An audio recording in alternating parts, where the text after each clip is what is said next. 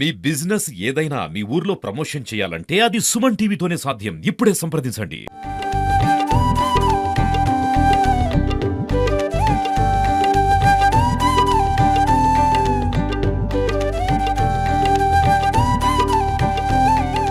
Hi hello welcome to Suman TV. నేను మీ పవన్ని.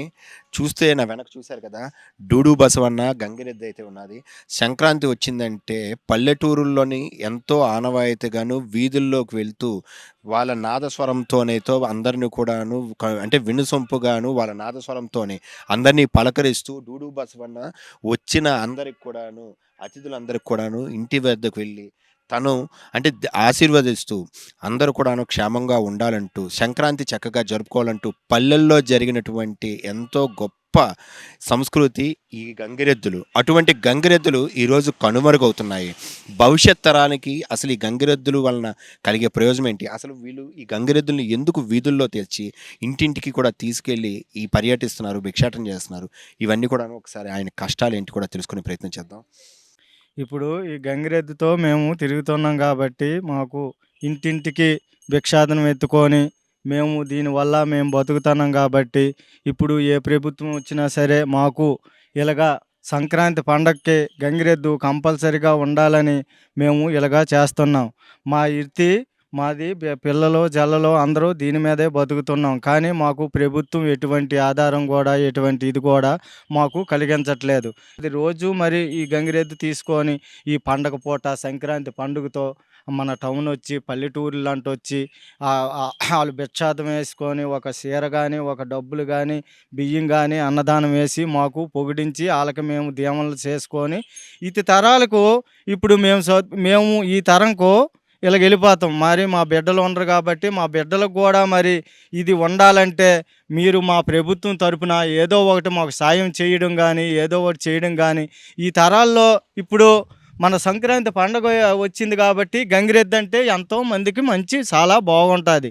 గంగిరెద్దు ఆటలతో కోడి పందాలతో అందరూ కూడా సంతోషంగా ఉంటారు. కాబట్టి మాకు ఈ తరంతో సరే మా పిల్లల భవిష్యత్తుతో మరి లేదు.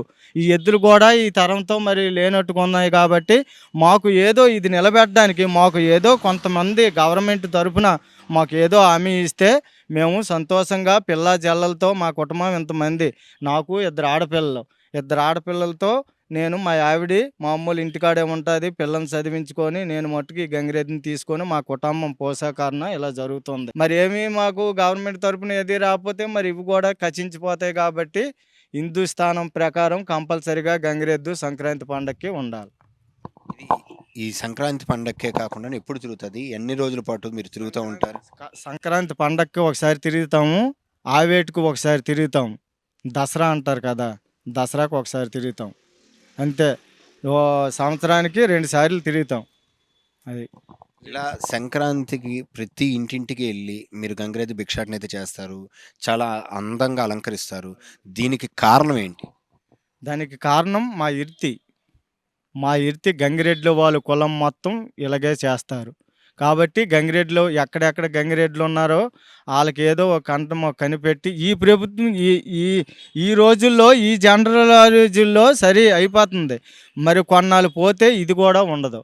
అప్పుడు దానా ధరము అడుక్కున్నోళ్ళు చెడుక్కున్నోళ్ళు లావు అయిపోయి గంగిరెద్దు కూడా ఉండదు. మరి ఎందుకంటే మా భవిష్యత్తు ఇప్పుడు మాకు ఇలాగ వెళ్ళిపోతుందా, మా పిల్లలు పట్టుకొని తిరగమంటే తిరగరు. అర్థమైందా? ఏదో చదువుకొని ఏదో ఏ కంపెనీలంటో వెళ్ళిపోతారు. కాబట్టి ఇది ఉండాలంటే ఏదో ప్రభుత్వం తరఫున మాకు ఏదో న్యాయం చేస్తే బాగుంటుందని కోరుతున్నాను. చూశారు కదా, గంగిరెద్దులతో పాటు అంటే ఇంటింటికి పల్లెటూరులో తిరిగి మనకి పండగ వచ్చిందంటే, సంక్రాంతి వచ్చిందంటే కోడి పందాలు, గంగిరెద్దులు ఒకప్పుడు ఎంతో ప్రాచుర్యంలో ఉన్నటువంటి ఈ సాంప్రదాయం కనుమరుగైపోతున్నటువంటి తరుణంలోని అక్కడక్కడైతే కొద్దిగా కొంతమంది అయితే ఈ కులవృత్తిని ఇంకా కంటిన్యూ చేస్తున్నారు. ఇటువంటి కులవృత్తి ముందుకు కొనసాగాలంటే ప్రభుత్వం కూడా ప్రోత్సహించాలంటూ ఉన్నారు. అదేవిధంగా చూడండి, ఎంతో అందంగాను అలంకరిస్తూ ప్రతి ఇంటికి కూడా వచ్చి వారి నాదస్వరంతో వాళ్ళని మెప్పించి, అదేవిధంగా ఈ గంగిరెద్దు డూడు బసవన్న అంటారు, ఈ డూడు బసవన్నను వాళ్ళని ఆశీర్వదిస్తే ఆ కుటుంబానికి మంచి జరుగుతుంది అంటూ కూడా చాలామంది నమ్మకం అనేది అయితే ఉన్నది. చూస్తూనే ఉండండి. Thank you. సుమన్ టీవీ.